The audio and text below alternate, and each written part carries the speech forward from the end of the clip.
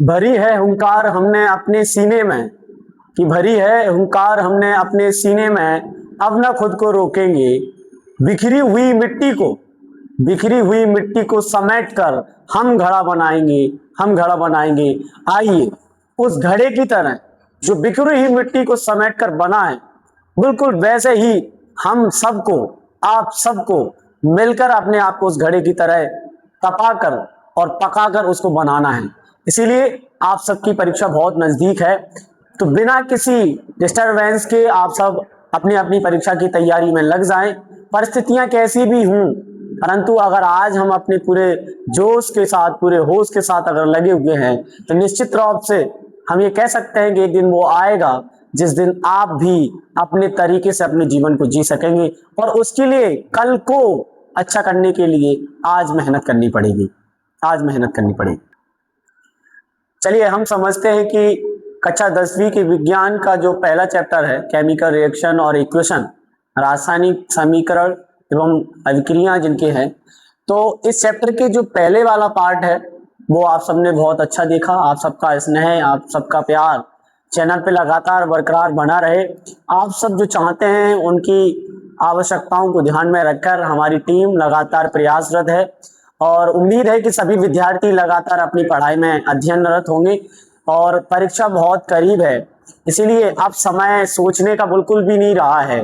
जो भी विद्यार्थी आने वाले कल में अपने आप को मेरिट लिस्ट में, मेरिट होल्डर में आना चाहते हैं, उसके लिए बेटा आज से ही जिन बच्चों ने अभी तक अपनी मेहनत को रोक रखा था, मैं उन सबसे कहूंगा कि आप सब कुछ छोड़ छाड़ के आप अपने आप को अपनी तैयारी में जुटा लीजिए, क्योंकि अब वो समय नहीं है कि जब हम सोचें। प्रॉपर शेड्यूल बनाइए, सिलेबस अपने आप सामने रखिए और अपना शेड्यूल सब्जेक्ट और टाइम के अकॉर्डिंग बनाइए और सभी अन्य कामों को बंद करिए। अब समय है अपने आप को घिसने का, अब समय है अपने आप को आगे बढ़ाने का, तो पीछे नहीं हटना है, आगे बढ़ना है। विषय बार आप अपने शेड्यूल बनाओ और उन पे अपना फोकस करो। आज हम कक्षा 10वीं का जो पहला चैप्टर है केमिकल रिएक्शन और इक्वेशन, उसके आगे वाला एपिसोड पढ़ रहे हैं। इससे पहले के जो पार्ट डल चुके हैं ना, वो आप सब चैनल पे जाके देख सकते हैं। अपना चैनल कनावर करियर इंस्टीट्यूट के नाम से है, तो आप जाइए। अगर आपको क्लास बहुत ज्यादा पसंद आई है, बहुत अच्छी लगी है, तो आप लाइक करिए, कमेंट करिए, शेयर भी करिए। शेयर सबसे ज्यादा करिए ताकि और बच्चों का भला हो और ताकि उन्हें भी उसका लाभ मिले।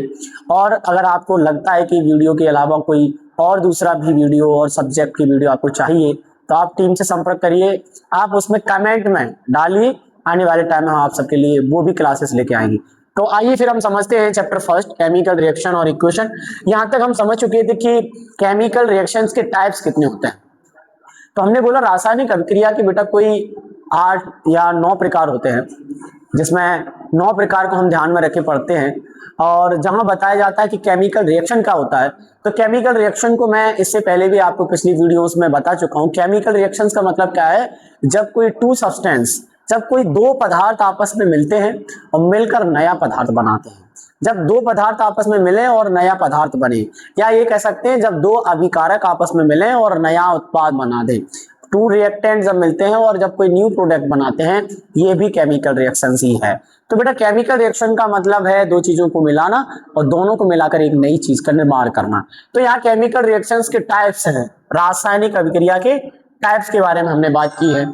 जहां हम ये बात करने वाले हैं कि जो केमिकल रिएक्शन है उसका पहला टाइप क्या है, रासायनिक अभिक्रिया है उसका पहला प्रकार क्या है। तो देखो बेटा, सबसे पहले हम कहेंगे केमिकल रिएक्शंस का जो पहला टाइप है उसे हमने कहा संयोजन अभिक्रिया।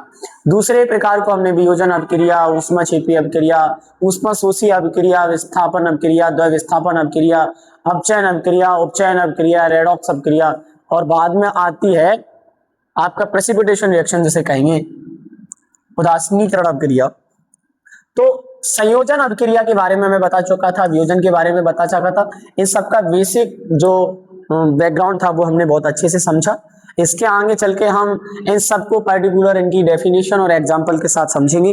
देखो बेटा, जो भी क्वेश्चंस ये आपको दिख रहे हैं एमपी बोर्ड में आने ही आने हैं। लगातार केमिकल रिएक्शंस के जो टाइप्स हैं, जो क्वेश्चन है बनते ही बनते हैं। एक तो पढ़ाई वो बच्चा करता है जो जिसे हम हार्ड वर्क करते हैं, और जिसे हम ये कह देते हैं कि कोई बच्चा हार्ड वर्क कर रहा है ना। एक बच्चा तो वो है जो हार्ड वर्क कर रहा है, और एक बच्चा वो है जो स्मार्ट वर्क कर रहा है। तो एक बात आप इतना ध्यान रख लीजिए कि स्मार्ट वर्क हार्ड वर्क में थोड़ा अंतर है। एक बच्चा जो है लगातार 8-10 घंटे रोज पढ़ाई कर रहा है लेकिन प्रॉपर स्ट्रेटजी नहीं है, तो बिना स्ट्रेटजी के पढ़ाई कर रहा है। आपको इतना तो कम से कम पता होना चाहिए कि हर एक चैप्टर में कौन सा चैप्टर कितने नंबर का आ रहा है, कौन सा टॉपिक कितने नंबर का आ रहा है। प्रीवियस ईयर्स क्वेश्चंस देखिए। मैं कहता हूं कि आप जरूरी नहीं है कि 10-10 घंटे पढ़ें, मन से पढ़िए।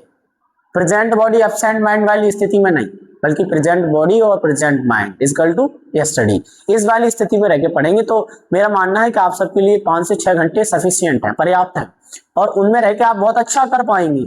इसके लिए ज्यादा में नहीं बल्कि अच्छे में विश्वास रखिए। तो यहाँ बात करेंगे हम केमिकल रिएक्शंस के टाइप्स के बारे में, और सबसे पहला केमिकल रिएक्शन का टाइप है संयोजन अभिक्रिया। और पता है केमिकल रिएक्शंस में सबसे अच्छी बात, पिछली वीडियो में मैंने इनका पूरा बैकग्राउंड, पूरा बेसिक बहुत अच्छे से समझा दिया था कि अगर कोई चीज होती है तो वो होती कैसे। तो मैंने आपको एक्सप्लेन किया था कि जैसे मान लिया हमारे पास कोई एक पदार्थ है, मान लिया हमारे पास कोई दूसरा पदार्थ है, वो एक और दोनों पदार्थों को आपस में मिलाना और मिला के फिर नई चीज बनाना।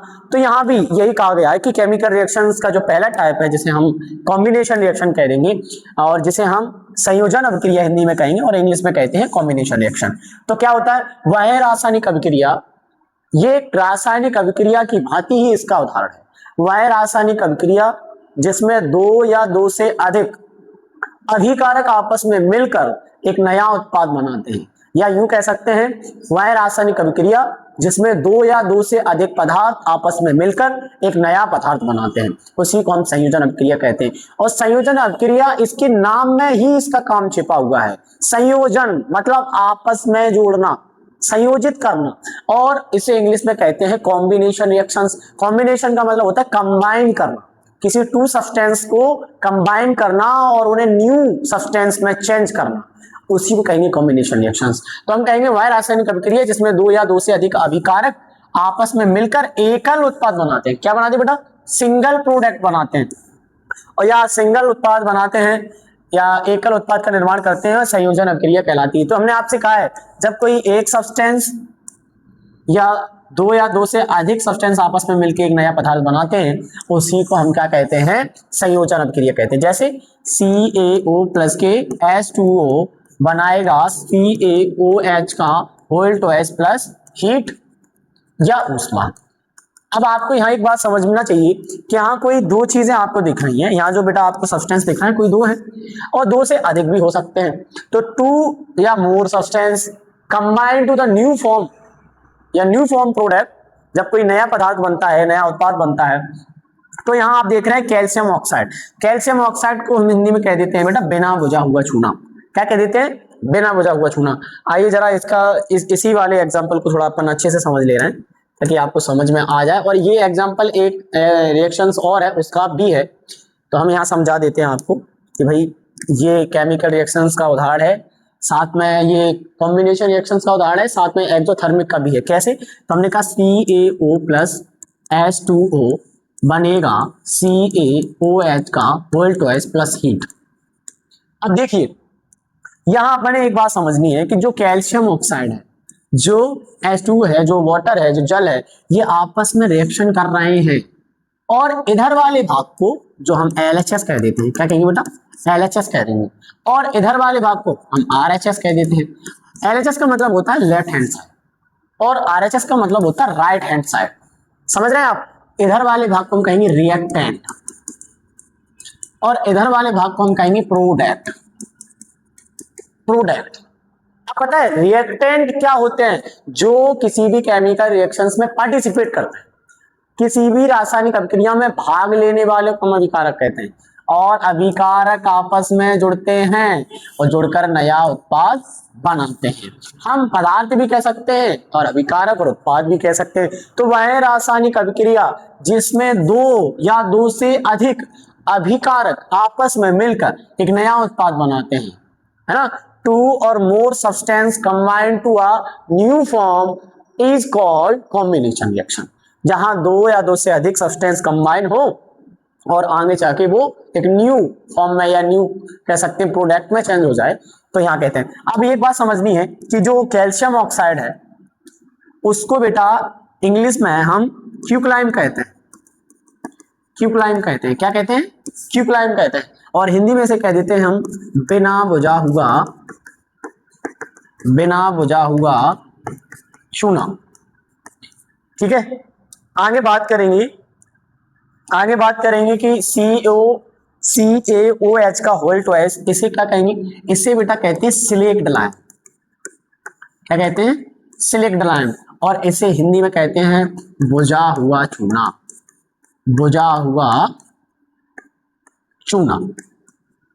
अब इस अभिक्रिया को थोड़े बेहतर ढंग से समझना बेटा। ये उदाहरण एक्टोथर्मिक रिएक्शन का भी है, ध्यान रखना। तो यहां क्या कहा गया है, एक बार फिर से समझते हैं कि कैल्शियम ऑक्साइड, आप सबने अपने घरों में ये कैल्शियम ऑक्साइड का कई बार प्रयोग किया है। तो ध्यान देने वाली बात यह है कि जब आपके घर में, इसे अपन चूना कहते हैं, चूने को जब जल से मिलाया जाता है, तो आपने देखा है चूने में जब जल आपके घरों में माता बहनें मिलाती हैं तो घर में जब काम होता है तो उस चूने में उबाल आता है, बॉयल करता है, एक तरह से उसमें से हीट निकलती है।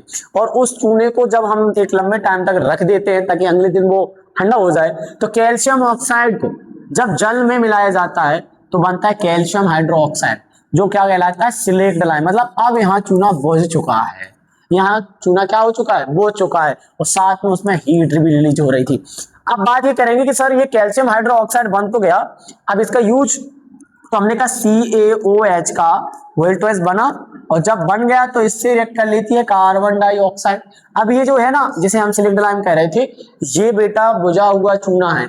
ऐसे समझो कि यह वाइट वॉशिंग वॉल्स में यूज किया जाता है, दीवार की सफेदी में यूज किया जाता है। जो चूना होता है जिसे हम कैल्शियम हाइड्रोक्साइड कहते हैं, ये आपकी दीवारों को सफेदी करने में यूज किया जाता है। और ऐसे समझो वाइट वॉल वॉशिंग करने में काम इसका किया जाता है। और कार्बन डाइऑक्साइड क्या है? जब उसी कार्बन ऑक्साइड, जैसे बोलेंगे कैल्शियम ऑक्साइड को, उस चूने को जब हम एक दीवार पर लगा देते हैं तो एटमॉस्फेयर में प्रेजेंस होती है CO2। तो जो CO2 एटमॉस्फेयर में पहले से आपकी प्रेजेंस है, वो रिएक्ट कर लेती है जो बॉल पे लगा हुआ क्या है? चूना है, उससे। जब यह रिएक्ट करती है तो एक शाइनिंग लेयर बनती है, एक स्मूथ लेयर बनती है, और जिसे बोलते हैं CaCO3, कैल्शियम कार्बोनेट। और कैल्शियम कार्बोनेट को हम एक दूसरे नाम से भी जानते हैं, और जिसे हम कहते हैं लाइमस्टोन। क्या कहते हैं बेटा? लाइमस्टोन। और हिंदी में कह देते हैं इसी को हम चूना पत्थर। क्या कह देते हैं? चूना पत्थर। और इसका क्या उपयोग है? और इसी से चौक बनता है। और सबसे ज्यादा आप देखेंगे सीमेंट मैन्युफैक्चरिंग में इसका उपयोग होता है। मतलब सीमेंट निर्माण उद्योग में इसका उपयोग होता है। तो उद्योग में इसका उपयोग सीमेंट निर्माण में किया जाता है। तो इतनी सी बात बहुत अच्छे से समझ में आगे होगी कि केमिकल रिएक्शन का जो पहला टाइप है, जिसे हम कॉम्बिनेशन रिएक्शन कहेंगे, तो वहां क्या होता है। और दूसरा उदाहरण आप ये भी देख सकते हैं, जहां कार्बन और प्लस ऑक्सीजन आपस में अभिक्रिया करके CO2 मतलब कार्बन डाइऑक्साइड बनाते हैं। तो यहाँ दो या दो से अधिक पदार्थ आपस में जहां मिलते हैं और मिलकर एक नया पदार्थ बनाते हैं, वह रासायनिक अभिक्रिया क्या कहलाती है? संयोजन अभिक्रिया कहलाती है। अब बात करेंगे वियोजन अभिक्रिया की, जिसे कहेंगे डिकम्पोजिशन रिएक्शन। ये संयोजन से बिल्कुल विपरीत है। आपको मैं एक बात और बता दे रहा हूं, आप सब अलग अलग चीजों को रटने की बजाय कभी उनको बैठकर उनका पैटर्न समझो। शायद उनका पैटर्न एक दूसरे से जुड़ा हुआ हो, अगर जुड़ा हुआ है तो बहुत अच्छी बात है, ताकि आप अपने माइंड में पहले से चीजें क्लियर कर लें। अगर माइंड में चीजें पहले से अगर क्लियर है ना, तो फिर कोई दिक्कत नहीं है। आपको याद भी ना हो तो अगर आपने समझ लिया है तो परीक्षा में निश्चित रूप से आप लिख के आएंगे। इसलिए कहते हैं कि कंसेप्चुअली चीजें समझ में आनी चाहिए। आप विषय को पढ़ रहे हैं तो विषय की गहराई के साथ पढ़ना चाहिए, ताकि वो चीजें आने वाले समय में भी काम आए। तो यहाँ कहा जा रहा है कि जो वियोजन है ना, वो संयोजन का बिल्कुल विपरीत है। क्या है? अपोजिट है। तो इसी को कहते हैं डिकम्पोजिशन रिएक्शन। अब कैसे अपोजिट है? अब ध्यान देना, संयोजन अभिक्रिया में बेटा दो चीजें मिल रही थी। क्या कर रहे थे अपन? संयोजन अभिक्रिया में मींस कॉम्बिनेशन रिएक्शंस में बेटा दो चीजें मिल रही थी और मिलकर कोई नई चीज बनाई जा रही थी। ध्यान से देखना, तब दो चीजें मिलके कोई नई चीज बन रही थी। बट डिकम्पोजिशन में क्या होगा, डिकम्पोजिशन में इसकी बिल्कुल अपोजिट होगा। यहाँ बनी हुई चीज डिकम्पोज होके दो या दो से अधिक भागों में क्या हो जाती है, ब्रेक डाउन हो जाती है, टूट जाती है। मतलब बनी हुई चीज इधर आ जाएगी और जो बन के जब टूटेगी तो वो भी दो से या दो से अधिक भागों में टूटेगी। समझ में आ रहा है ना कि जो डिकम्पोजिशन रिएक्शन है वो कॉम्बिनेशन रिएक्शन का अपोजिट है। तो हम यहाँ कह सकते हैं कि चलिए देखिए अपन यहाँ से समझेंगे, और साथ में जिन बच्चों ने ये कॉम्बिनेशन रिएक्शन की डेफिनेशन इंग्लिश में नहीं देखी तो एक बार समझ लो।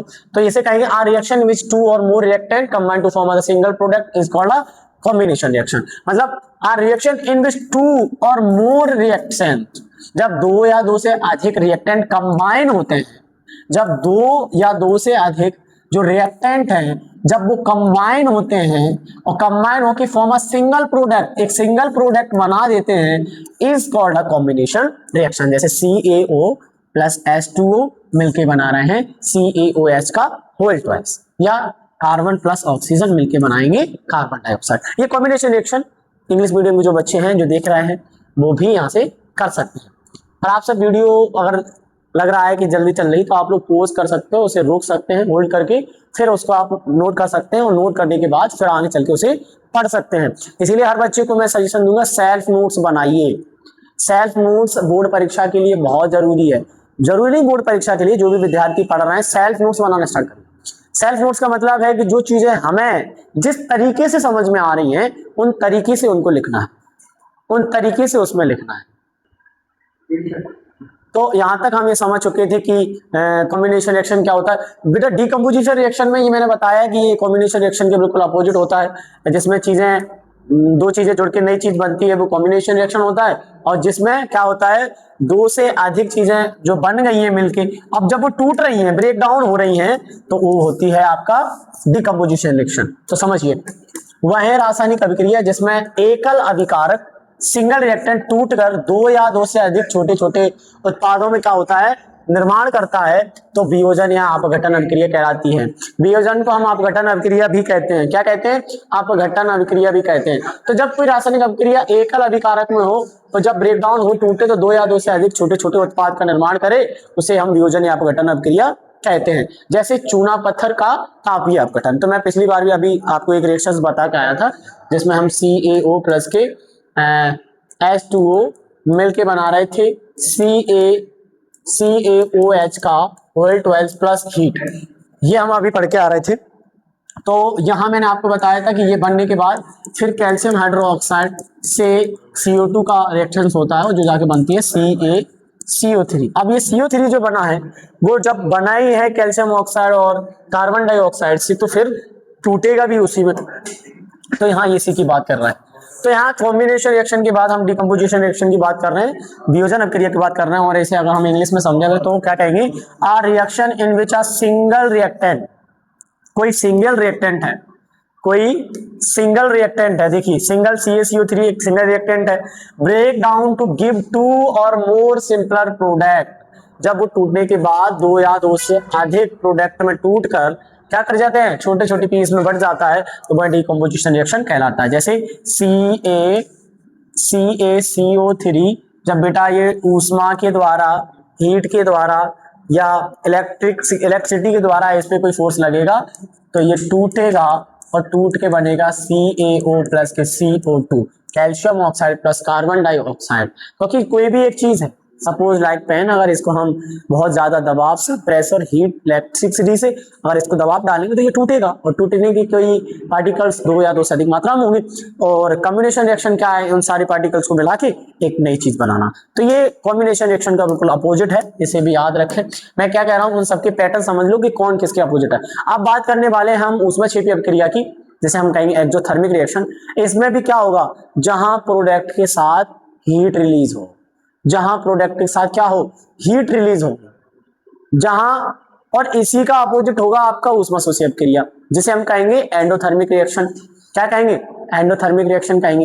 एक्सोथर्मिक रिएक्शंस में हीट रिलीज हो रही है, एंडोथर्मिक रिएक्शंस में हीट क्या होती है? एब्जॉर्ब होती है। तो समझते क्या कह रहे हैं? तो हम यहाँ कह रहे हैं कि वे रासायनिक अभिक्रिया जिनमें उत्पाद निर्माण के साथ साथ ऊष्मा का उत्सर्जन होता है। क्या होता है? प्रोडक्ट के बनने के साथ साथ में हीट रिलीज होती है। और बेटा इसका एग्जांपल मैं अभी अभी बता के आ रहा हूँ, बहुत इजी एग्जांपल था। और जहां मैंने बताया था कि कैल्शियम ऑक्साइड प्लस H2O, जिसे हम जल कहेंगे, वाटर कहेंगे, ये बनाएगा आपका CaOH का OH प्लस हीट। बस यही तो डिफाइन कर रहे हैं इसमें। क्या कह रहे हैं? ये जो प्रोडक्ट है, इस प्रोडक्ट के साथ साथ में जो हीट रिलीज हो रही है, जो हीट रिलीज हो रही है या उत्पन्न हो रही है, यही क्या है? यही क्या है? एक्सोथर्मिक रिएक्शन है, ऊष्मा क्षेपी अभिक्रिया है। क्या कहेंगे इसको हम? इसको कहेंगे हम रिएक्शंस, इंग्लिश में कहेंगे reactions in which heat is released along with the formation of produce are called exothermic reactions। जब reactions in which the heat, जब heat release हो, जब heat release हो किसके साथ साथ? प्रोडक्ट के साथ साथ। जब फॉर्मेशन प्रोडक्ट का बन जाता है, उस प्रोडक्ट के साथ साथ में जब हीट रिलीज होती है, उसी को बेटा हम क्या कहते हैं? ऊष्मा क्षेपी अभिक्रिया या एक्सोथर्मिक रिएक्शन कहते हैं। अब एक क्वेश्चन और बनता है कि रेस्पिरेशन को क्या हम एक्सोथर्मिक कह सकते हैं? तो आप खुद से सोचिए कि रेस्पिरेशन को एक्सोथर्मिक कैसे कहते हैं। तो आप चैप्टर पढ़ेंगे बायोलॉजी का लाइफ प्रोसेस वाला जैव प्रक्रम जिसको कहेंगे, उसमें इसको हम बहुत अच्छे से और समझेंगे कि रेस्पिरेशन कैसे हमारा एक्सोथर्मिक कहलाता है। एक्सोथर्मिक का आखिर डिफाइन जब हमने किया तो हमने समझा कि आखिर ऊष्मा क्षेपी जो अभिक्रिया है वो एक्चुअल में है क्या। तो बेटा एक्सोथर्मिक में हम ये कह रहे हैं कि जो प्रोडक्ट बनना है ना, वो प्रोडक्ट के साथ साथ में हीट रिलीज हो रही है, ऊष्मा का उत्सर्जन हो रहा है। तो यहाँ बात करने वाले हैं कि रेस्पिरेशन मतलब श्वसन को हम ऊष्मा क्षेपी कैसे कह सकते हैं। रेस्पिरेशन को हम एक्सोथर्मिक क्यों कहते हैं? ये क्वेश्चन बहुत बार बोर्ड परीक्षा में पूछा गया है, क्योंकि आपको पता है जो ग्लूकोज बन गया है, वह ग्लूकोज को ब्रेक डाउन कौन करता है? आपका रेस्पिरेशन ही करता है, श्वसन ही करता है। तो ग्लूकोज जब टूटता है रेस्पिरेशन के थ्रू, वही क्या कहलाता है? एक्सोथर्मिक कहलाता है, क्योंकि अब हीट निकलेगी, एनर्जी बनेगी ना ग्लूकोज टूटने के बाद। तो यहाँ ये कहा गया है कि श्वसन एक ऊष्मा क्षेपी अभिक्रिया है, क्योंकि जीवित रहने के लिए हमें ऊर्जा की आवश्यकता है। सही बात है, हमें जीवित रहने के लिए ऊर्जा चाहिए, और वह ऊर्जा आती है भोजन से। तो हम भोजन खाते हैं, और भोजन हम खाते हैं तो पाचन क्रिया के वहां ग्लूकोज में टूट जाता है। ध्यान रखना, जब भी आप खाना खाते हैं और खाना खाने के बाद जो ग्लूकोज बनता है, वो ग्लूकोज पाचन डाइजेशन के टाइम पर क्या हो जाता है? ब्रेक डाउन हो जाता है, टूट जाता है। और यह ग्लूकोज हमारे शरीर की कोशिकाओं में उपस्थित ऑक्सीजन से मिलकर, मैंने बोला आपके जो ग्लूकोज है वो ऑक्सीजन की प्रेजेंस में क्या होगा? ब्रेक डाउन होगा, टूटेगा, और टूट के एनर्जी बनाएगा। तो ग्लूकोज हमारे शरीर की कोशिकाओं में उपस्थित ऑक्सीजन से मिलकर टूटता है और कार्बन डाइऑक्साइड, CO2, जल, H2O और एनर्जी कहें तो ऊर्जा प्रदान करता है। क्योंकि इस क्रिया में ऊर्जा मुक्त होती है, इसीलिए श्वसन को ऊष्मा क्षेपी अभिक्रिया कहते हैं। समझ में आ गया ना? क्योंकि जब ग्लूकोज टूटता है तो ग्लूकोज टूटने के बाद हमें मिलता है CO2, H2O और एनर्जी। अब देखो ये ग्लूकोज का फॉर्मूला है C6H12O6 + 6CO2। जब ये ऑक्सीजन जो ग्लूकोज है ना, वो ऑक्सीजन की प्रेजेंस में रिएक्ट किया जाएगा इसके साथ, जब टूटेगा तो टूटने के बाद बनता है 6CO2 6H2O प्लस एनर्जी। तो आपको दिख रहा है ना, लास्ट में हीट रिलीज हो रही है। क्या हो रही है बेटा? हीट रिलीज हो रही। और एक्सोथर्मिक की कंडीशन भी यही है, एक्सोथर्मिक की कंडीशन भी यही है कि ये जो प्रोडक्ट है ना, ये जो उत्पाद है, इस उत्पाद के साथ साथ हीट रिलीज हो, जो कंडीशन यहाँ पूरी हो रही है। तो जो ग्लूकोज है C6H12O6, ये ऑक्सीजन की प्रेजेंस में ये दोनों आपस में रिएक्ट कर रहे हैं, और रिएक्शन के बाद जो न्यू फॉर्मेशन प्रोडक्ट बनना है C6HCO2। तो इसलिए जब ग्लूकोज ऑक्सीजन की उपस्थिति में टूटता है और टूट के जो बनता है उसे कहते हैं हम कार्बन डाइऑक्साइड, जल और ऊर्जा, CO2 H2O प्लस एनर्जी। तो समझ में आ रहा है, जो लास्ट में एनर्जी निकल रही है, इसीलिए रेस्पिरेशन को, इसे हम जरा इंग्लिश में भी समझ लेंगे इंग्लिश मीडियम के विद्यार्थियों के लिए। तो रेस्पिरेशन को हम आखिर एक्सोथर्मिक कैसे कह सकते हैं? तो respiration is a considered an exothermic reactions. हम रिएक्शन को क्यों कहते हैं एक्सोथर्मिक? बिकॉज क्योंकि glucose combine with oxygen in our body cells to release energy. तो जो ग्लूकोज है वो ग्लूकोज ऑक्सीजन की प्रेजेंस में क्या होता है बेटा? क्या होता है? ब्रेक डाउन होता है, और ब्रेक डाउन होकर क्या करता है? एनर्जी को रिलीज करता है। तो respiration is considered an exothermic reactions because glucose combines with oxygen in our body cells, हमारी बॉडी सेल्स के अंदर जो ग्लूकोज होता है वो ग्लूकोज में ऑक्सीजन मिलके वो टूट जाता है, जो बनाता है आपका carbon dioxide, water and energy. जो बना C6H12O6 प्लस 6O2 बनेगा 6CO2 plus 6H2O plus energy.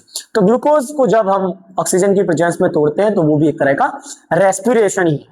एक क्वेश्चन बहुत इंपोर्टेंट है बेटा, अंडरलाइन कर लो, एमपी बोर्ड में बहुत बार ये क्वेश्चन बना हुआ है और इतनी बार बना है कि हम सब ने कभी उसे ऑब्जेक्टिव में और कभी हमने उसे सब्जेक्टिव क्वेश्चंस में देखा हुआ है। अगला क्वेश्चन है ऊष्माशोषी अपक्रिया, इसे हम कहेंगे एंडोथर्मिक रिएक्शंस। एंडोथर्मिक रिएक्शंस क्या होता है? एंडोथर्मिक रिएक्शंस क्या होता है? ऊष्माशोषी रासायनिक अभिक्रिया एंडोथर्मिक रिएक्शन क्या है, उदाहरण से समझते हैं। अब मैंने आपको बताया था जैसे संयोजन से विपरीत है वियोजन, वैसे ही ऊष्माक्षेपी से विरोधी है या विपरीत है ऊष्माशोषी। देखो बेटा ऊष्माक्षेपी में या एक्सोथर्मिक रिएक्शन में समझते हैं, एक्सोथर्मिक जो आपका रिएक्शन था उसमें हीट क्या हो रही थी, प्रोडक्ट के साथ साथ में निकल रही थी। बट अब बात कर रहे हैं सर एंडोथर्मिक की, है ना, एंडोथर्मिक की बात कर रहे हैं। एंडोथर्मिक में जो हीट है वो एब्जॉर्ब की जाएगी। हिंदी में कहें तो ऊष्माक्षेपी में ऊष्मा का उत्सर्जन होगा, लेकिन ऊष्माशोषी में क्या होगा, ऊष्मा का अवशोषण होगा। इस दोनों बातों को थोड़ा अलग अलग है, समझते हैं बेटा। ऊष्मा का उत्सर्जन का मतलब क्या है? उत्सर्जन माने निकलना, क्या उत्सर्जन माने निकलना, वो भी उत्पाद निर्माण के साथ साथ। और ऊष्माशोषी क्या होता है? जहां ऊष्मा का क्या होता है, अवशोषण होता है। क्या होता है? अवशोषण होता है, जहां ऊष्मा क्या की जाए, एब्जॉर्ब की जाए। आगे बात समझ में ये वाली। तो यहाँ क्या कह रहे हैं, एक बार डेफिनेशन भी समझ ले रहे हैं। वह है रासायनिक अभिक्रिया जिसमें अभिकारकों को तोड़ने के लिए बाहर से ऊष्मा या ऊर्जा को अवशोषित किया जाता है, ऊष्माशोषी अभिक्रिया कहलाती है। तो सिल्वर क्लोराइड का सूर्य के प्रकाश की उपस्थिति में धूसर या ग्रे रंग में बदलना, यहाँ देखते हैं कि जो सिल्वर क्लोराइड है AgCl जिन्हें कहेंगे, एक तरह की चांदी है।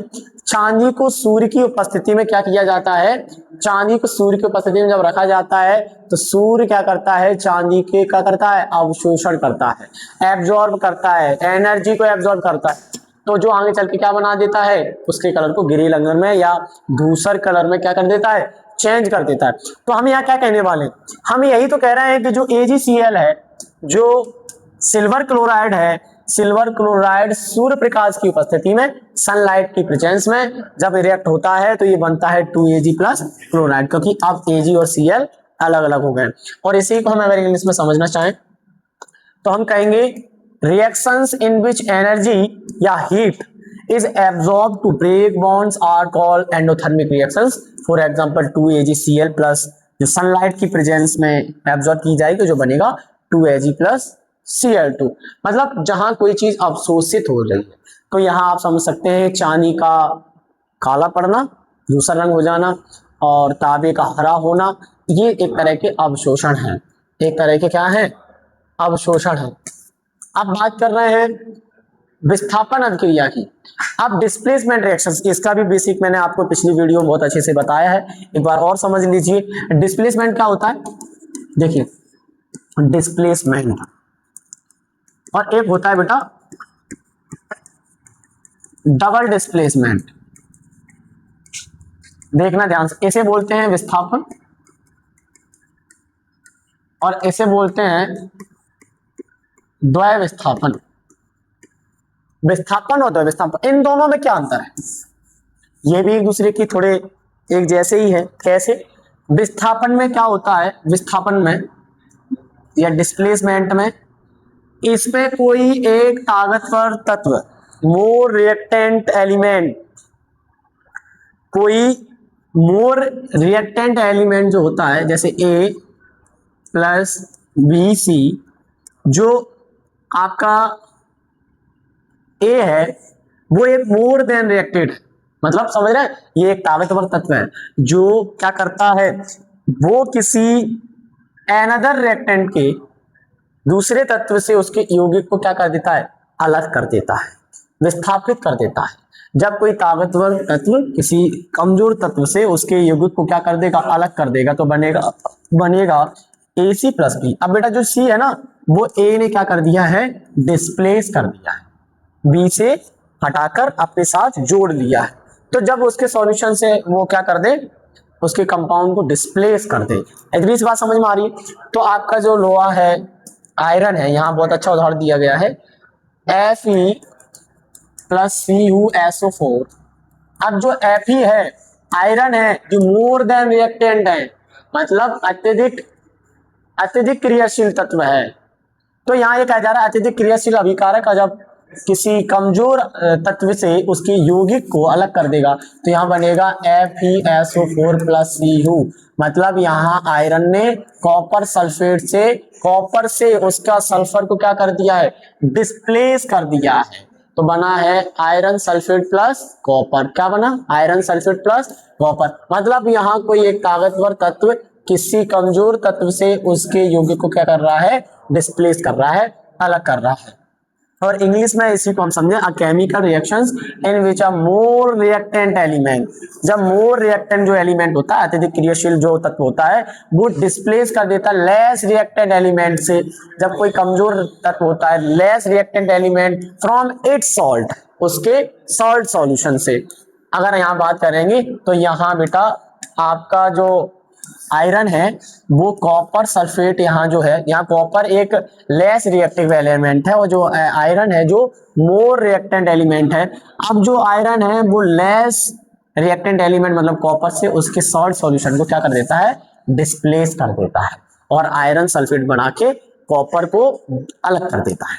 तो यहाँ कहा गया जब कोई ताकतवर तत्व क्या हो आपस में, वो जब ताकतवर तत्व किसी कमजोर तत्व से उसके यौगिक से अलग कर दे, उसी को हम क्या कह देते हैं, विस्थापन कहते हैं। आ reactant in which the more reacted element displays less reacted element from its source is called displacement reactions। जैसे for example iron copper sulphate से क्या कर देगा, सल्फेट को डिस्प्लेस कर देगा। अब बात करने वाले हैं डबल डिस्प्लेसमेंट की।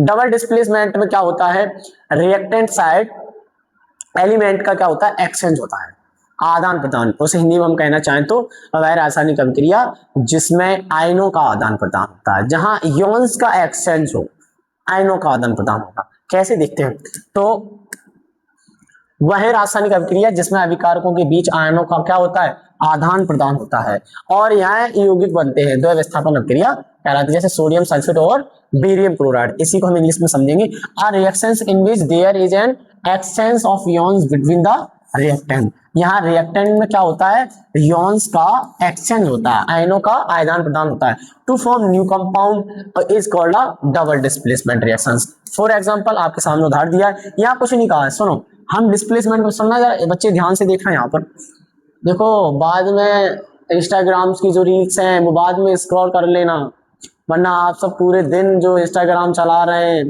पूरे दिन आप उस पर स्क्रॉलिंग कर रहे हैं, उससे मिलने वाला कुछ भी नहीं है। क्योंकि आप जिसको स्क्रॉल करा करा के उसके लाइक कमेंट बढ़ा रहे हैं, उसको पैसा कमावा रहे हैं, उसमें आपका क्या प्रॉफिट है। अगर आप चला रहे हैं तो एक सीमित समय में मोबाइल यूज करिए। आज के स्टूडेंट की सबसे बड़ी जो प्रॉब्लम है वो है स्क्रीन टाइमिंग, और अगर आपने स्क्रीन टाइमिंग देना बंद नहीं किया तो मेरा मानना है कि आपकी एनर्जी सारी वेस्ट हो जाएगी। कंसिस्टेंसी खत्म हो चुकी है, फोकस खत्म हो चुका है, कंसंट्रेशन खत्म हो चुका है। हम अब अपने दिमाग को एक जगह स्थिर नहीं कर पा रहे हैं क्योंकि हमारी पूरी एनर्जी जो हम अपने मोबाइल को दे रहे हैं। इसका नेगेटिव पॉइंट है, हालांकि आज एआई के टाइम पर हम पढ़ाई को बहुत सरल तरीके से पढ़ पा रहे हैं, लेकिन हमने उसका क्या है, मिस यूज करना शुरू कर दिया। तो बच्चों ध्यान रखो, आप सब जो कर रहे हैं वो आप सबके लिए हानिकारक है, हार्मफुल है। तो इसीलिए सबसे रिक्वेस्ट है कि आप सब अपने आप को अभी सुधारने का मौका है, स्क्रीन टाइमिंग कम से कम दो और आज अपने करियर पर, अपने फ्यूचर पर काम करिए ताकि आने वाला कल आपका बेहतर हो। और आप केवल आप और आप अपने जीवन को सुधार सकते हैं, आपके जीवन में किसी और की भूमिका बिल्कुल भी नहीं है। माता पिता आज आपको फाइनेंशियल रूप से सपोर्ट कर सकते हैं, आपकी आवश्यकताओं की पूर्ति कर सकते हैं, लेकिन एक समय के बाद जब आप अपने पैरों पर खड़े हो जाएंगे तो उन माता पिताओं को भी तुम वो दिखा सकोगे जो शायद उन्होंने अपनी पूरी जिंदगी में नहीं देखा है। अपने घर से प्रेरणा लो, यूट्यूब की मोटिवेशन वीडियो आपको कोई 1-2 मिनट मोटिवेशन में रख सकती है, लेकिन धीरे धीरे जब आप अपने घर से प्रेरणा लेते हैं, अपने घर की परिस्थितियों से जब आप प्रेरणा लेते हैं, सीखते हैं, तो फिर आपको किसी भी मोटिवेशन की जरूरत नहीं पड़ती। अपनी घर की परिस्थितियां, अपनी घर की स्थितियां ही आपके घर क्या होती है, आपका परमानेंट मोटिवेशन बन जाती है। तो अब कोई व्यक्ति गरीब है, भूखा है, उसी मोटिवेशन, उसकी भूख ही मोटिवेशन है। इसीलिए जिनको जरूरत है, जो लगे हुए हैं, वो पूरी ताकत के साथ लगे रहें। कोशिश इतनी खामोशी से करनी है कि सफलता शोर मचा, इतनी खामोशी से करो कि पड़ोसी को ये लगना चाहिए कि बच्चा पढ़ता ही नहीं, लेकिन रिजल्ट जब आए ना तो लोगों की आंखें खुली की खुली रह जाए। लोगों को जो तुम्हारी औकात का अंदाजा लगा रहे हैं, उनको ये दिखाना है कि उनकी अंदाजे से अधिक हमारी औकात थी, क्योंकि उसके लिए आपको जी तोड़ मेहनत करनी पड़ेगी। कल चमकने के लिए आज अपने आप को घिसना होगा, और जब तक आप सबको समझ में नहीं आएगा तब तक आप लगे रहिए। देखो बेटा, लाइफ चेंज करनी है, उसमें आपका अपना पहला रोल है, और आप अगर चाहते हैं कि आने वाला कल बेहतर हो, आपको दिख भी रहा है कि आज कितने टाइम में कंपटीशन बहुत टफ हो गया है, और आने वाले टाइम में हम अपनी जॉब्स को कैसे ले सकते हैं। इसलिए पढ़िए, ध्यान से पढ़िए। तो यहाँ हम बात कर रहे थे डबल डिस्प्लेसमेंट रिएक्शंस की। तो जहां आप देखेंगे सोडियम सल्फेट, बेरियम क्लोराइड, यहाँ क्या होगा, डिस्प्लेसमेंट में क्या हो रहा था, डिस्प्लेसमेंट में कोई मोर देन रिएक्टेड किसी लेस देन रिएक्टेड से उसके सॉल्ट सॉल्यूशन को क्या कर रहा है, डिस्प्लेस कर रहे थे। तो यहाँ बी सी, जैसे फॉर एग्जांपल हमने ए ले लिया, बी और सी ले लिया। अब ए ने बी से सी को डिस्प्ले किया तो ए सी प्लस बना बी, तो यहाँ सी को क्या कर दिया था, अलग कर दिया। तो यहाँ एक बार डिस्प्लेसमेंट हुआ, क्योंकि ए ने एक बार सी को अलग किया तो एक बार डिस्प्लेसमेंट, तो डिस्प्लेसमेंट। अब क्या हो रहा है, a b plus c d, अब की बार डबल डिस्प्लेसमेंट होगा। कैसे, अब की बार ए की नजर फिर से डी पे जाएगी तो बनेगा ए डी प्लस के, और सी की नजर पड़ेगी बी पे तो बनेगा सी बी। मतलब एक बार ये हुआ कि जब ए ने डी लिया तो एक बार डिस्प्लेसमेंट, और जब सी ने बी को लिया तो डबल डिस्प्लेसमेंट। इसलिए इसका नाम भी क्या है, इसका नाम भी क्या है, डबल डिस्प्लेसमेंट। इसका नाम क्या है बेटा, डबल डिस्प्लेसमेंट।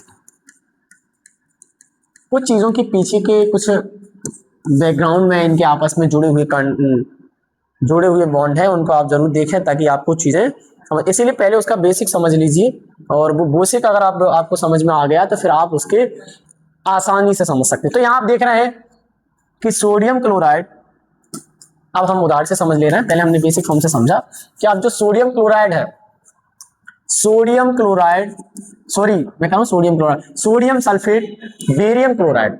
आप देखेंगे आप बेरियम क्लोराइड, आपका जो बेरियम क्लोराइड है, वो SO4 को Na2 से अलग कर देगा, डिस्प्लेस कर देगा। एक बार डिस्प्लेसमेंट, फिर जैसे ही बेरियम सल्फर को डिस्प्लेस करेगा, जो आपका Na है, जिसे सोडियम कहेंगे, सोडियम क्लोराइड को क्या कर देगा, डिस्प्लेस कर देगा। तो एक बार डिस्प्लेसमेंट, दो बार डिस्प्लेसमेंट, हो गया डबल डिस्प्लेसमेंट, डबल डिस्प्लेसमेंट।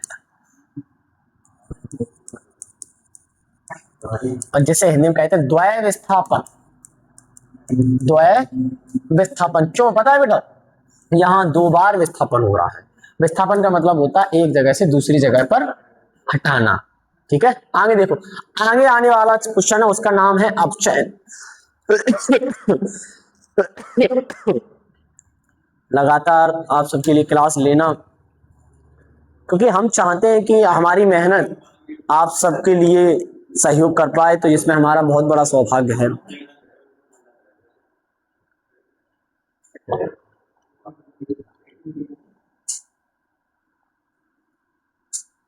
आप सब भी मेहनत करें। अगर आप मेहनत आज नहीं कर रहे हैं, आज आपको पसीना नहीं निकल रहा है, तो आने वाले कल में आप क्या करेंगे, ये वाली बात भी सोच लें। तो जरूरी है कि आज आप अपने आप को घिसें, अपने आप को लगाएं, मेहनत करें, जी तोड़ मेहनत करें, ताकि आने वाले कल में जब सफलता मिले तो अपने आप पर प्राउड हो। दुनिया के अलग अलग व्यक्तियों पर प्राउड आपको होता है, आपके सेलिब्रिटीज हैं, आपके बॉलीवुड स्टार हैं, क्रिकेटर हैं, आप उनको अपना बहुत बड़ा मतलब वो समझते हैं कि वो हमारे लिए बहुत अच्छे हैं, आप उन पे प्राउड फील करते हैं, बट आपने अपने आप पर कभी भी प्राउड फील नहीं किया है। कभी अपनी आंखों में आंखें डालकर भी देखिए कि हमें कहाँ जाना है, कि केवल हमें सीमित रहना है। अगला आपका है उपचयन, जिसे कहेंगे ऑक्सीडेशन, और एक होगा अपचयन, जिसे कहेंगे रिडक्शन। अब यहां समझने वाली बात है कि उपचयन और दूसरा जिसे कह रहे हैं अपचयन। ये भी एक दूसरे के जैसे हैं। और इसी के साथ तीसरा और जोड़ दो, रेडॉक्स। इन तीनों को हम एक साथ पढ़ेंगे, इन तीनों को हम एक साथ पढ़ेंगे। देखो कैसे। अब एक बात बता दे रहा हूं, उपचयन और अपचयन और रेडॉक्स, इनका बेसिक पहले हम समझ ले रहे हैं। तो देखो, उपचयन, अपचयन और रेडॉक्स, इंग्लिश में कहेंगे इसे ऑक्सीडेशन और इसे कहेंगे हम रिडक्शन और इसे कहेंगे रिडॉक्स। क्या कहेंगे? रिडॉक्स।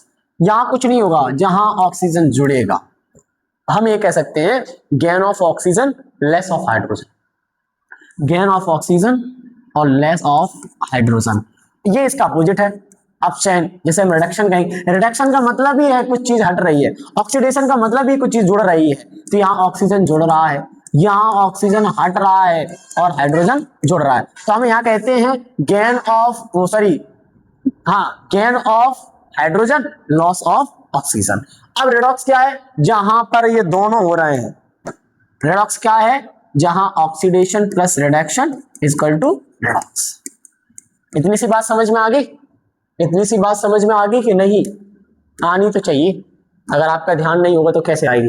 तो उपचयन में अपचयन, रेडॉक्स, ये तीनों अभिक्रिया आपने एक साथ समझी। वह रासायनिक अभिक्रिया पदार्थ जिसमें ऑक्सीजन की वृद्धि, तो अपन उपचयन समझ रहे थे, मैंने कहा था गेन ऑफ ऑक्सीजन और लेस ऑफ हाइड्रोजन, मतलब जहां क्या हो वह ऐसा में जिसमें ऑक्सीजन की वृद्धि हो और हाइड्रोजन का ह्रास या कमी, है ना। ये तो कह रहे हैं, या कह रहे हैं पता है, ऑक्सीजन की वृद्धि हो, बढ़े, प्लस हो, और हाइड्रोजन हटे, मतलब ह्रास हो, कमी हो। अगला अपचयन में ये होगा, ये इसका अपोजिट होगा, वहां ऑक्सीजन की कमी होगी और हाइड्रोजन का वृद्धि होगी। तो यहाँ देखो, देख रहे हैं, तो यहाँ हम कहने वाले हैं कि किसी अभिक्रिया में पदार्थ में ऑक्सीजन का, अब यहाँ ऑक्सीजन का ह्रास हो रहा है और हाइड्रोजन की वृद्धि हो रही है, मतलब यहाँ ऑक्सीजन घट रहा है और यहाँ हाइड्रोजन जुड़ रहा है। मतलब हम ये कह सकते हैं यहाँ लेस ऑफ ऑक्सीजन और गेन ऑफ हाइड्रोजन। ये अब रेडॉक्स क्या है? वह अभिक्रिया जिसमें एक अभिकारक का उपचयन और दूसरे अभिकारक का अपचयन एक ही समय पर होता है, रेडॉक्स कहलाता है। मैंने बोला था जिसके साथ रेडॉक्स क्या है? जिसमें अपचयन हो उपचयन दोनों। और इसे हम इंग्लिश में भी समझ ले रहे हैं एक बार, इंग्लिश मीडियम के बच्चों के लिए। तो हम यहाँ क्या कह रहे हैं? ऑक्सीडेशन क्या है? Gain of oxygen. समझ रहे हैं? ऑक्सीडेशन में बेटा ऑक्सीडेशन नाम ही है, उसमें ऑक्सीजन जुड़ रहा है, तो गेन ऑफ ऑक्सीजन और लॉस ऑफ हाइड्रोजन। और रिडक्शन में क्या है? Loss of oxygen, gain of hydrogen. आप इतना ध्यान रखिए, यहाँ ऑक्सीडेशन में ऑक्सीजन जुड़ रहा है और रिडक्शन में ऑक्सीजन हट रहा है, और ये दूसरे के अपोजिट हाइड्रोजन होते हैं। जहां ऑक्सीजन जुड़ रहा है वहां हाइड्रोजन घट रहा है, और जहां ऑक्सीजन हट रहा है वहां हाइड्रोजन जुड़ रहा है। इतनी सी बात। रिएक्शंस, तो reaction where both oxidation and reduction occur simultaneously, मतलब जहां पर जिसके अभिकारक की साइड, जैसे रिएक्टेंट साइड में आपका ऑक्सीडेशन भी हो रहा है, रिडक्शन भी हो रहा है, वही रेडॉक्स कहलाता है। कैसे? एक एग्जांपल से समझते हैं। तो यहाँ एक एग्जांपल हम समझ रहे हैं जिसका नाम यहाँ दिया है कॉपर सल्फर ऑक्साइड और प्लस H2 हाइड्रोजन। तो हमने जब कॉपर ऑक्साइड को और हाइड्रोजन को एक साथ रिएक्टेंट में देखा, अब इधर होता क्या है? सबसे पहले हम एक ही उदाहरण से तीनों को समझ ले रहे हैं, ठीक है। हम इसको अलग से लिख ले रहे हैं। चलिए देखिए, जैसे हमने कहा CuO प्लस H2 प्लस ऊष्मा दी जाएगी तो बनेगा Cu प्लस के H2। कैसे? देखिए, देखो एक ही एग्जांपल से हम तीनों समझ ले रहे हैं, ध्यान से समझना। देखो बेटा, कॉपर ऑक्साइड प्लस हाइड्रोजन। अब हमें क्या है? सबसे पहले ऑक्सीडेशन समझना है। क्या समझना है? सबसे पहले ऑक्सीडेशन समझ लेना है। सबसे पहले ऑक्सीडेशन समझ लेना है। समझते हैं ऑक्सीडेशन को। तो ऑक्सीडेशन, जब ऑक्सीडेशन में क्या हो रहा था? याद करिए ऑक्सीडेशन में क्या हो रहा था? Gain of oxygen less of hydrogen. तो यहाँ ऑक्सीजन क्या हो रहा है? यहाँ ऑक्सीजन जुड़ रहा है। तो कहाँ जुड़ रहा है ऑक्सीजन? ये देखो, ये हाइड्रोजन में ऑक्सीजन था? नहीं था, यहाँ आके जुड़ गया। तो यहाँ ऑक्सीजन जुड़ रहा है, मतलब ये ऑक्सीडेशन है। और यहाँ आप देख रहे हैं, यहाँ जुड़ा हुआ था, यहाँ क्या हो रहा है? यहाँ हट रहा है, इसीलिए यहाँ लॉस ऑफ ऑक्सीजन हो रहा है, इसीलिए रिडक्शन है, यहाँ रिडक्शन है। आगे बात समझ में, जहां जुड़े जहां घटे। अब ये दोनों जो एक साथ हो रहे हैं, ये दोनों जो एक साथ दिखाए जा रहे हैं, यही रिडॉक्स है। क्या हो? यही रिडॉक्स है। समझ में आ गया? अब जब भी केवल ऑक्सीडेशन पूछे केवल ऑक्सीडेशन पूछे तो केवल ऑक्सीडेशन को दिखाना है, अच्छा पूरा ही हट गया, CuO प्लस H2 बनेगा Cu प्लस के H2। तो एक बार फिर से लिख रहे हैं, CuO प्लस H2 बनेगा Cu प्लस H2O। तो देखिए जहां ऑक्सीजन केवल ऑक्सीडेशन पूछा जाए तो ये रहा, इसको भी हटाना पड़ेगा क्योंकि दोबारा से लिखना है। तो यहाँ जहां ऑक्सीजन जुड़ रहा है, तो जैसे ऑक्सीजन कहाँ जुड़ रहा है, ऑक्सीजन यहाँ जुड़ रहा है, ये ऑक्सीडेशन है। अब केवल ऑक्सीडेशन पूछा है तो ऑक्सीडेशन को दिखाओ, और जहां ऑक्सीजन घट रहा है वहां रिडक्शन दिखाओ। आगे बात समझ में, और हिंदी में भी लिख देंगे उपचयन, और यहाँ लिख देंगे अपचयन। और जहां ये दोनों हो रहे हैं यही क्या है, यही रेडॉक्स है। क्या है, क्या है बेटा, रेडॉक्स है। देखिए इतनी सी बात बहुत सही से समझ में आगे होगी, आगे होगी। अगले वाले क्वेश्चन बचे हैं अभी अपने पास। अगला क्वेश्चन है आपका कोरेजन, संक्षारण। कोरेजन क्या है, देखो बेटा जो ऐसी चीजें हैं जो वायु के संपर्क में आने से कैसे हो जाती हैं, संक्षारित हो जाती हैं, उनको बचाने के लिए, उनको बचाने के लिए हम क्या कर सकते हैं, यहाँ संक्षारण को समझ रहे हैं। कोरेजन क्या होता है, तो जब कोई धातु अपने आसपास अम्ल आर्द्रता जैसे नमी कहेंगे वायु आदि के संपर्क में आती है तो संक्षारित मान होती है, कमजोर हो जाती है, और इसी प्रक्रिया को हम क्या कहते हैं, संक्षारण कहते हैं। जब कोई धातु अपने आसपास के वातावरण में अम्ल से, एसिड से, आर्द्रता, मॉइस्चराइजेशन से, एयर के रिलेशन में आ जाता है, कनेक्शन में आ जाता है, और जब वो कोरेजिव हो जाता है, संक्षारित हो जाता है, जैसे लोहे पर भूरी परत जमना, मतलब जब लोहा गीली हो जाए, लंबे समय तक वायु में, एटमॉस्फेयर में खुला बना रहे तो उस पर जंग लग जाती है, जैसे कहते हैं रस्टिंग ऑफ आयरन, लोहे पर जंग लगना। चांदी के ऊपर काली परत, मतलब चांदी का काला चंद्र, अभी हम पढ़ के आए थे, चांदी का धूसर रंग हो जाता है उसमें वियोजन क्रिया में, जिसमें हम देख के आ रहे थे। तांबे के ऊपर हरी परत चढ़ जाना, ये सब एक तरह के क्या है, बचाव के उपाय क्या है इनके, तो पेंट या ग्रीस लगाकर या सनलेवन से ग्लेविनाइजेशन कहेंगे, जस्ते की परत चढ़ाकर, जिंक की परत चढ़ाकर। अब जब कोई भी चीज आप अपनी एटमॉस्फेयर में खुला छोड़ देते हैं, जैसे तांबा है, लोहा है, चांदी है, कॉपर है, एजी है जैसे कहेंगे अपन, एंड आयरन है, इन सबको जब आपने एटमॉस्फेयर में खुला छोड़ दिया तो ये एटमॉस्फेयर की कुछ गैसें से क्या कर लेते हैं, रिएक्ट कर लेते हैं, जो इनके लिए कोरेजिव बन जाता है, मतलब इनके लिए बहुत ज्यादा हानिकारक परत बना देते हैं। आइए इसको थोड़ा इंग्लिश में और समझ ले रहे हैं कि क्या है। तो corrosion is the slow degradation of metals to attack by moisture, acids, air, ये सब के मॉइस्चर के में, एसिड्स में, एयर, इस सब के कनेक्शन में जब आता है तो वो क्या होता है बेटा, वो उसके जैसे rusting of iron, black coating on silver, इनके बचने के तरीके क्या है, प्रिवेंशन क्या है, तो पेंटिंग, ग्रेजिंग, गैल्वेनाइजेशन। तो जैसे आपके घर पे लोहा देखा होगा, जब भी जंग लग जाती है तो आप उस पर पेंट करते हैं, तो ये कुछ तरीके इनके बचाव की प्रिवेंशन है। तो आता भी है क्वेश्चन, ये बहुत बार पूछा गया है कि भाई कोरेजन क्या होता है, कोरेजन को डिफाइन करिए। कोरेजन क्या है, जब कोई भी चीज मेटल्स होती हैं हम अपने एटमॉस्फेयर में खुला छोड़ देते हैं तो वो क्या है, एटमॉस्फेयर की कुछ गैसें से क्या कर लेता है, रिएक्ट कर लेता है, और रिएक्ट करके उस पर ऊपर एक कोरेजन लेयर बना देता है जो संक्षारित हो जाती है, कमजोर लेयर बना देते हैं, जो धीरे धीरे उस मेटल को क्या कर देती है, खत्म कर देती है। उसको बचाने के लिए हम कई कई तरीकों का उपयोग करते हैं, जैसे हमने ग्रेसिंग करना, गैल्वेनाइजेशन करना, पेंट करना, ये सारे तरीके हैं। अगला पॉइंट है विकृत गंधता, रेंसिडिटी। विकृत गंधता भी कुछ ऐसा ही है कि हम खाने वाली चीजों को जब अपने एटमॉस्फेयर में खुला छोड़ देते हैं तो ये भी रिएक्ट कर लेता है ऑक्सीजन से, और जिसके बाद इसकी स्मेल और इसका टेस्ट दोनों ही बदल जाता है, कहे तो ये खराबी हो जाता है, उसको हम विकृत गंधता कहते हैं। तो यहाँ कहा गया वसायुक्त तो तेलीय खाद्य पदार्थ तो लंबे समय तक वायु के संपर्क में रहते हैं तो वे उपचयित हो जाते हैं, मतलब जिनमें ऑक्सीजन जुड़ जाती है तो हो जाते हैं, जिससे उनका स्वाद और गंध बदल जाती है, इसे हम विकृत गंधता कहते हैं। विकृत गंधता मतलब खाने वाली चीज है जो तेलीय खाद्य, वसायुक्त और तेलीय ऑयली चीजों को जब हम खुला छोड़ देते हैं तो वो ऑक्सीजन से रिएक्शन कर लेती है, और जिसके कारण वो उनका स्मेल और टेस्ट दोनों ही चेंज हो जाता है, मतलब खराब हो जाते हैं। जैसे आपने कहा होगा बचाव के उपाय, मैंने बोला खाद्य पदार्थों को वायुरोधी बर्तन में रखना, खाने वाली चीजों को ट्रांसपेरेंट बर्तन में रखना, कांच के बर्तन में रखना, ताकि उसमें डायरेक्ट ऑक्सीजन ना जा पाए। जैसे आपने देखा चिप्स की थैली को ऑक्सीजन हटाकर नाइट्रोजन गैस भरना, आपने कभी देखा है कि जो आपकी चिप्स की पैकेट होती है उनमें हमेशा दुकानों में लगी रहती है, कभी खराब नहीं होती, क्योंकि उनमें नाइट्रोजन गैस भरी होती है, और जो कि उन्हें खराब होने से बचाती है। अगर वो ऑक्सीजन के संपर्क में आ गई, अगर वो थोड़ा सा भी उनमें होल्स हो जाता है तो वो धीरे धीरे क्या होती है, खराब हो जाती है, खत्म हो जाती है। समझ में आ रहा है? आ रहा है ना समझ गए? या हमारी टीम भी लगातार मेहनत कर रही है, लगातार हमारे साथ लगी है। और आप टाइम देख सकते हैं, टाइम आप सब देख सकते हैं कितना हो रहा है टाइम, 9:41 हो रहा है।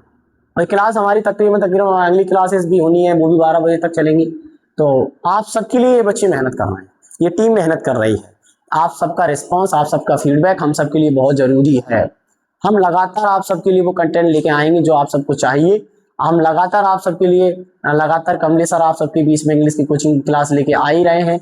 जिन भी बच्चों को इंग्लिश बहुत इंटरेस्टिंग तरीके से पढ़ना है, चाहे वो कक्षा 6 का हो, 7 का हो, 8 का हो, 9 का हो, 10 का हो, 12वीं तक का बच्चा हो, मैं कहता हूँ कंपटीशन का भी बच्चा, आप कमलेश सर की इंग्लिश की फंडामेंटल की जो भी क्लासेस डली हुई हैं, आप वो फाउंडेशन बैच आराम से ले सकते हैं। मैं कहता हूँ बाद में यही बैच परचेस होके बिकेगा। तो आप सब, जरूरी नहीं है कि बाद में खरीदें, हम चाहते हैं कि आप सब तक हमारा कंटेंट, जो बच्चे पढ़ने चाहते हैं लेकिन अर्थ के अभाव में नहीं पढ़ पा रहे हैं, उनके लिए एक बहुत अच्छी अपॉर्चुनिटी है कि आप सब पढ़िए। और लगातार हम आप सबके लिए लगे हैं कि आप सब लगे रहें। तो यहाँ तक हमने समझा। और अगला क्वेश्चन आपका संतुलित रासायनिक समीकरण, और जहाँ पे ये क्वेश्चन खत्म होते हैं वही क्वेश्चन आता है। आज की क्लास आप सबके लिए इतना ही। बहुत बहुत धन्यवाद, बहुत बहुत शुक्रिया। लेकिन एक बात और ध्यान रखें सभी लोग, जैसे जैसे क्लासेस आप सबके बीच में आ रही हैं, कृपा करके आप सब अपने अपने कमेंट में जरूर बताएं कि आपको किस चीज की जरूरत है। परीक्षा नजदीक आती जा रही है, हम बहुत जल्दी आप सबके लिए ग्रुप पर, टेलीग्राम हमारा व्हाट्सएप पे ग्रुप बना हुआ है, आज हम अपनी टीम से कह के उसे डिस्क्रिप्शन में करवा देंगे। वहाँ हम डेली क्यूजेस लेने लाने, हर सब्जेक्ट की क्यूज लेके आएंगे, ऑब्जेक्टिव टाइप क्यूज जो आपको बोर्ड एग्जाम में हेल्पफुल होंगी। और पढ़िए, पूरी ताकत लगाइए। आप समय सोचने का बिल्कुल भी नहीं रहा है, चाहे वो कोई भी बोर्ड परीक्षा का बच्चा हो, 5वीं का, 8वीं का, 10वीं का, 12वीं का, आप अपनी पूरी ताकत झोंक दीजिए और दिखा दीजिए कि आसमान कितना भी बड़ा हो, हम उड़ान और ऊंची भरेंगे और आने वाले कल में सफलता का इतिहास रचेंगे। बहुत बहुत शुक्रिया, बहुत बहुत धन्यवाद। फिर मिलते हैं एक बार।